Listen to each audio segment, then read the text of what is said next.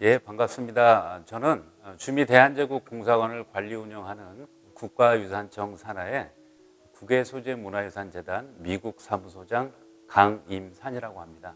만나 뵙게 돼서 반갑습니다. 주미대한제국공사관은 19세기 말 대한제국이 독립국으로서 미국과 외교 관계를 맺기 위해 마련한 건물입니다. 강 소장님께서는 당시 이 공사관이 가진 역사적 의미와 대한제국이 이곳을 통해 세계에 전하고자 했던 메시지는 무엇이라고 생각하시나요? 19세기 말 우리나라가 비교적 조금씩 서구 세계에 알려지기 시작했었습니다. 많은 외국 선교사들이 오시게 됐고 점차 알려지기 시작했는데 바로 이때 본격적인 외교 관계가 형성이 되기 시작합니다. 바로 1880년대부터였습니다. 특히 서구 국가와 이제 외교 관계를 맺은 여러 나라가 있었는데요. 그 중에 최초로 외교 관계를 맺은 게 바로 미국이었습니다. 1882년 5월 제물포에서 미국과 첫 통상조약을 맺으면서 국교를 맺게 됐죠. 그리고 나서 약 6년 뒤에 최초의 상주 공관원들을 파견하기 시작을 했었습니다. 서양 국가 중에 최초로 수교를 맺은 것도 미국이었고, 그리고 그에 따라서 최초로 상주 공관을 설치한 것도 바로 미국 이곳 워싱턴 DC였던 겁니다. 말하자면 19세기에 오랜 역사 동안 수백 년 동안 중국 중심의 동북아 질서에 속해 있다가 더 큰 세상으로 눈을 돌리고 세계 국가의 일원이 되기 위한 근대적인 외교의 시작이었고 첫 번째 발걸음이었다고 생각을 합니다.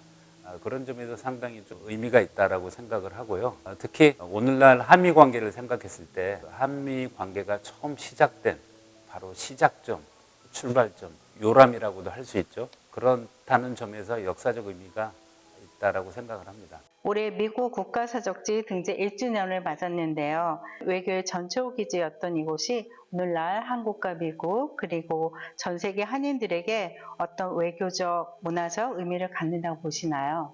현재 우리나라가 전 세계 거의 모든 국가와 이제 외교 관계를 형성을 하고 있고요. 그런 와중에 미국도 되게 중요한 국가였습니다. 조선 시대부터 대한제국까지 외교 활동이 분명히 존재를 했었고요. 그런데 아쉽게도 이제 식민지로 중단이 됐죠. 그런데 우리가 광복을 맞이하고 나서 처음 대한민국이라는 국호를 가지고 수교를 한 나라가 바로 미국이었습니다. 1949년 3월의 일이었습니다. 그런 미국이라는 나라를 돌아보면 사실은 1949년에 시작한 게 아니라 이미 1882년부터 외교적 관계가 있었다고 볼 수가 있죠. 이곳 공사관은 그런 점에서 한국과 미국의 오랜 역사를 두 나라 간의 교류, 외교사를 품은 그런 뜻깊은 역사 공간이자 또한 미국의 입장에서 보면 19세기에 워싱턴 DC에 존재했던 많게는 32개국의 외국 공관들 가운데 오늘날 당시 모습대로 고스란히 남아있는 유일한 건물이기도 합니다. 이런 부분들이 오늘날 세계의 수도 워싱턴 DC 한복판에 존재한다는 것 자체가 미국의 입장에서는 상당히 역사적으로 중요한 의미를 갖는 것이 되겠죠. 더군다나 대한민국 정부가 오랜 시간 동안 대규모 복원공사를 통해서 이것을 다시 복원을 하고 그런 것들을 한미 관계사를 보여주는 역사적 공간으로 꾸몄다는 점들이 아마 미국 측의 입장에서도 한미 관계를 상당히 리스펙트하는 대한민국 정부라는 생각을 갖기에 이제 충분했을 거라고 봅니다. 이곳 건물은 한국과 미국의 유서 깊은 오랜 역사를 보여주는 그런 공간으로서 의미가 크다라고 생각을 합니다. 이곳을 찾았던 분들이 공사관을 직접 방문하는 경험은 단순한 관람을 넘어 깊은 울림을 준다고 하십니다. 강 소장님께서는 관람객들이 이곳을 통해 꼭 느끼고 배우기 바라는 점은 무엇인가요? 사실은 이 주미대한제국공사관을 찾는 분들이 한인분들이 많이 있죠. 한국에서 여행 오신 분들도 덜어 있고 한화 대부분은 미국에 사시는 우리 코리안 아메리칸 분들, 동포분들이 상당히 많으신데요. 이분들이 와서 첫 번째 놀라는 게 어떻게 이런 공간에 이런 태극기를 꽂고 이런 건물이 존재하는가. 이 존재를 막연하게 알았지만 구체적인 실물로 접하면서 무척 놀라시는 것 같고요. 두 번째는 여기 전시되어 있는 내용들을 찬찬히 둘러보시면서 우리가 몰랐던 이런 역사가 있었나 또 한 번 놀라십니다. 물론 교과서에도 제대로 나오지 않는 그만큼 뭐 미발굴의 역사였던 셈이죠. 하지만 분명히 존재를 했었고요. 우리가 아는 이 조선이란 나라, 대한제국이란 나라가 누군가의 표현처럼 그저 은둔의 나라, 숨어 지내는 나라가 아니었다는 부분들을 분명히 여기서 말을 하고 있는 거거든요. 그런 점에서 무척 놀라시는 반응을 많이 보여줍니다. 하지만 또 한편 생각해 보면 이곳은 앞서도 말씀드렸지만 한국과 미국 두 나라의 오랜 역사를 보여주는 그런 역사적인 건축물이자, 또한 현재는 작년에 미국 연방정부가 이곳을 미국의 국가사적지로 지정함으로 인해서 그 역사적 가치를 높게 평가를 했거든요. 그런 이유는 즉 한국 정부가 소유하고 운영을 하지만 이곳 현지에서는 미국 정부가 법적, 제도적 뒷받침으로 국가사적지라는 지위를 부여를 한 거거든요.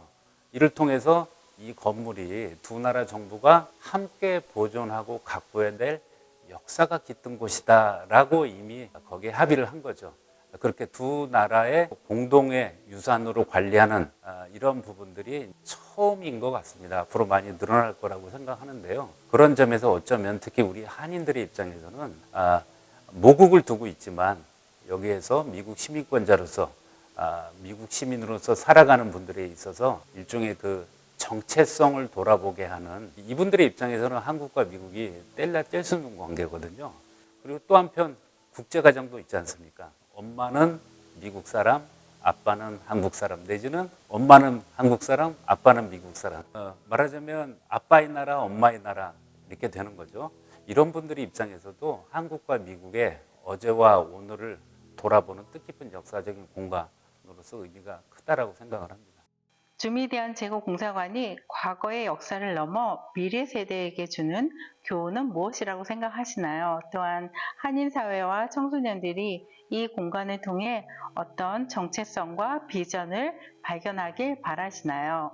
미국 1882년에 미국과 그 당시 조선이 국교를 맺었을 때의 조미 수호 통상조약 내용문을 보면 두 나라의 우위를 돈독하게 하고 두 나라의 국민들이 서로 소통을 하게 하자, 그리고 유사시 서로 돕자, 뭐 이런 내용들로 되어 있습니다. 아마 그 내용이 지금도 유효하다고 보고 지금의 한미 관계도 그런 틀에서 크게 벗어나지 않다라고 생각을 합니다.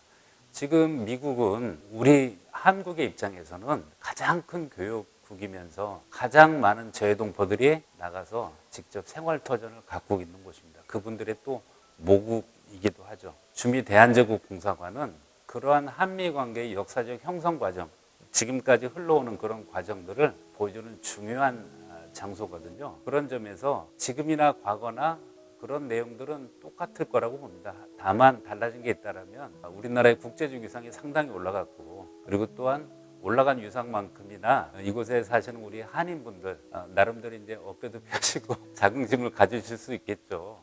그런 곳으로서 좀 남아 있는 것 같고요. 특히 여기가 이제 역사적 교훈으로서 계속 주는 거는 한미 관계가 그때나 지금이나 계속 지속적으로 이어져 왔다는 거, 그리고 변치 않고 발전해 나간다는 그런 부분들, 과연 어떤 의미일까, 어떤 관계여야 될까, 이런 의문점들을 스스로 던져보시는 것 같아요. 그런 부분들을 던져보시고 고민하는 그런 공간이라면 더할 나위가 없겠습니다.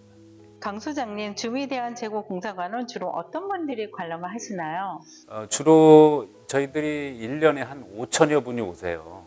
올해 추이를 보니까 작년에 국가사적지 지정되고 나서 좀 많이 늘어났습니다. 6천 명 넘어설 것 같은데요. 주로 제가 분석을 해보니까 아무래도 한국 분들이 많죠. 특히 한국에서 여행 오신 분들 혹은 출장 오신 분들, 이런 분들이 꼭 워싱턴을 들리시기도 하고요. 그 가운데 특히 고위공직자, 정치인 이런 분들도 많이 오시고요. 하지만 무엇보다도 많은 분들은 우리 재미동포 분들입니다.